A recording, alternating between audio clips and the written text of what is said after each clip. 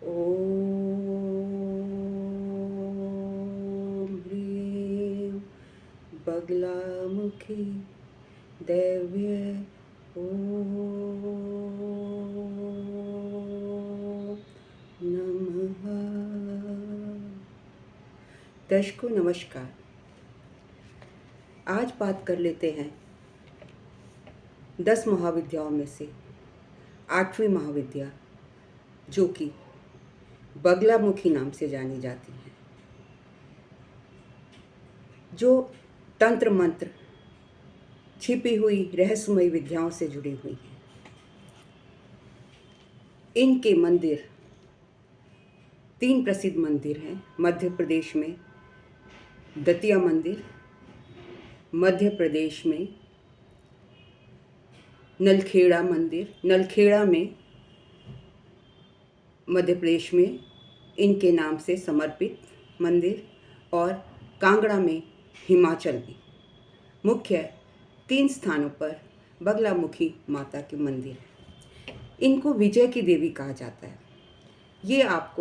ये माता हर बाधा, हर कष्ट, हर मुसीबत से मुक्ति दिलाती हैं। इसीलिए इन्हें विजय देवी कहा गया है, पीताम्बरा देवी कहा गया है।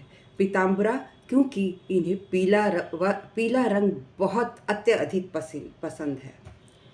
दूर दूर से, बाहर से, देश विदेशों से और भारतवर्ष से छोटे बड़े सभी साधक माँ के दरबार में जाकर शीश झुकाते हैं और अपनी मनोकामनाएं पूर्ण करती हैं।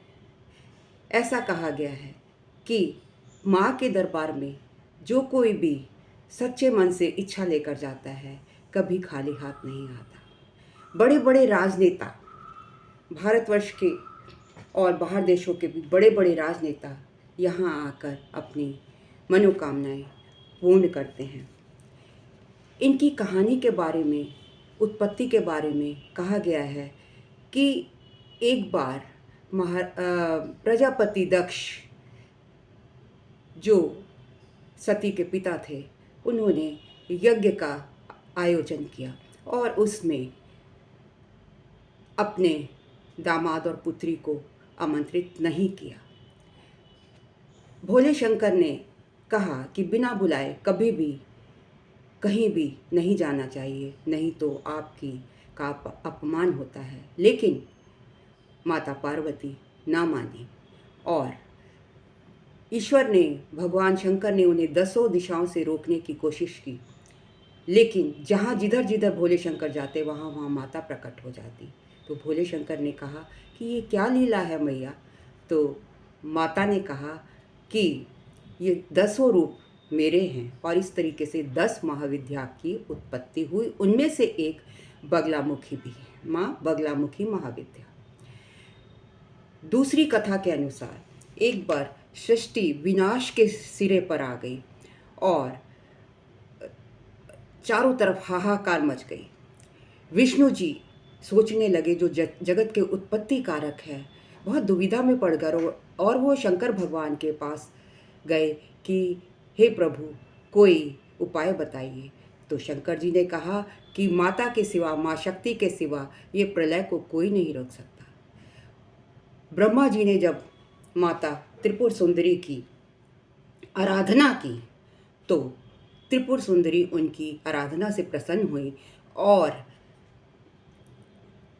हरिद्रा झील के में जल क्रीड़ा, सौराष्ट्र क्षेत्र में हरिद्रा झील है, वहाँ पर जल क्रीड़ा करती हुई प्रकट हुई बगलामुखी के रूप में, और उन्होंने पूरे संसार को विनाश के तूफान से बचा लिया।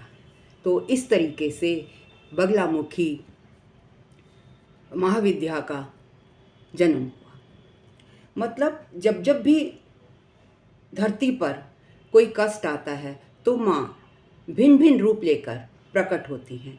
जब राक्षसों का संहार करना होता है तो भयंकर रूप में आती हैं, और अदरवाइज भक्तों की कामना पूरी करने के लिए वो सौम्य रूप में प्रकट होती हैं। ये सभी माँ पार्वती, माँ दुर्गा के ही अलग अलग स्वरूप हैं, जो बहुत ही शक्तिमान हैं और तांत्रिक और रहस्यमयी ऊर्जाओं से जुड़े हुए हैं। ये अपने भक्तों को हर तरीके का दान देते हैं।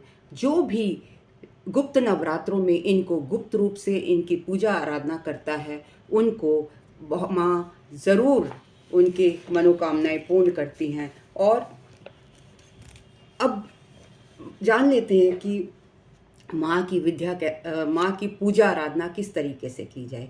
माँ देखिए, माँ को पीला रंग बहुत पसंद है, तो सबसे पहले माँ को गंगा जल से नहला धुला कर उनको पीले वस्त्र, सुंदर से सुंदर पीले वस्त्र पहनाएं, उनको पीले फूल अर्पण करें, पीली मिठाई अर्पण करें, पीले फल अर्पण करें, जो भी मतलब आपकी श्रद्धा है उसको अर्पण करें। और एक चौकी जो जिस चौकी पर माँ विराजमान है, वो उस पर भी पीले रंग का ही वस्त्र होना चाहिए। और पूरब की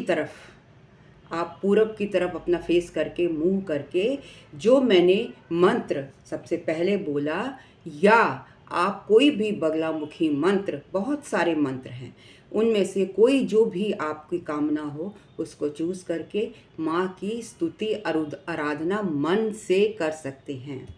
और अगर आप मन से की गई आराधना है तो माँ स्वयं भी प्रकट होंगी, दर्शन देंगी और आपकी कामनाओं को पूर्ण करेंगी। तो दर्शकों, ये था मेरी नॉलेज, मेरा ज्ञान अबाउट बगलामुखी माता। तो मैं आपसे और माँ बगलामुखी से हाथ जोड़कर प्रार्थना करती हूँ कि इसमें कोई त्रुटि रह गई हो या कोई शब्द आगे पीछे हो गया हो तो उसके लिए कृपया माफ़ करें। और अगर आप मुझसे कंसल्टेशन लेना चाहते हैं तो एज़ यूजल snehkapoor1812@gmail.com पर भी आप मुझे कांटेक्ट कर सकते हैं। मेरा फ़ोन नंबर है 9810442642। Thank you very much for listening me so patiently. Jai Maa.